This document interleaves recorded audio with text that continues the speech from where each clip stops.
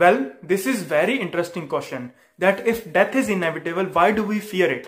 हम इसको कई स्टैंड पॉइंट से देख सकते हैं, B it psychological, B it philosophy and B it science.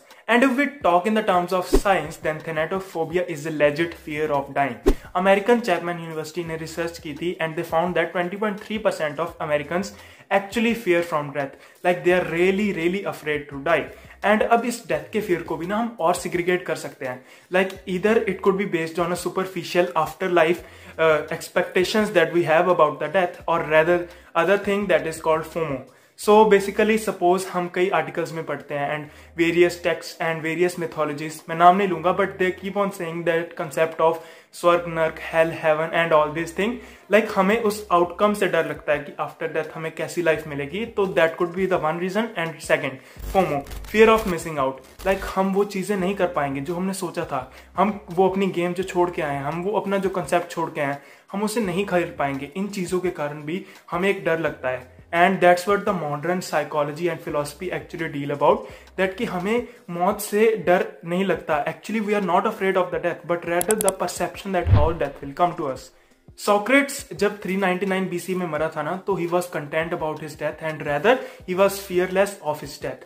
Basically जब वो जिंदा थे, he used to give two arguments about the death. Either he used to think that it would be a dreamless sleep. Like हमें कोई सपना नहीं आएगा, बस हम जैसे डेथ हुई एंड वी आर ओवर.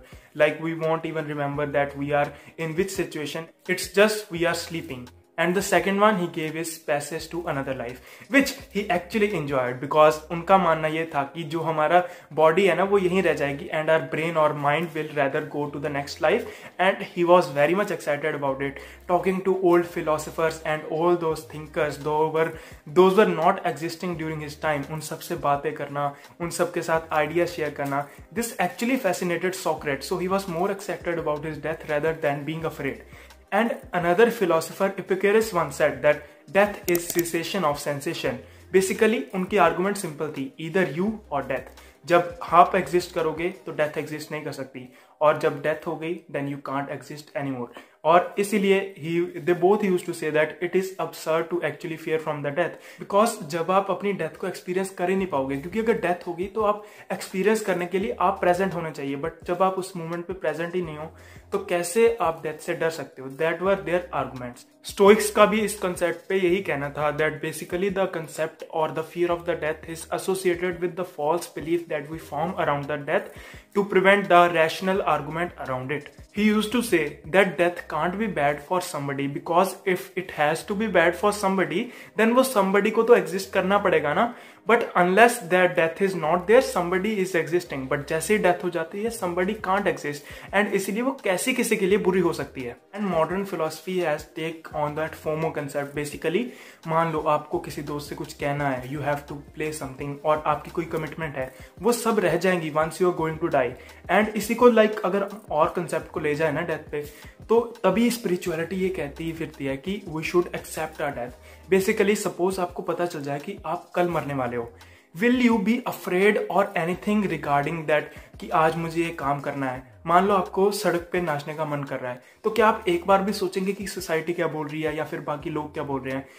मेरी बात को समझना. बेसिकली कहने का ये मतलब है कि हमारे काफी इनसिक्योरिटीज इसीलिए अटैच होते हैं कि सोसाइटी क्या बोलेगी और मेरी एग्जिस्टेंस पे जब बात आ जाती है. बट जब आपको पता है कि आप अगले दिन मर जाओगे, तो this thing not matter a lot. And that is basically value of today's video.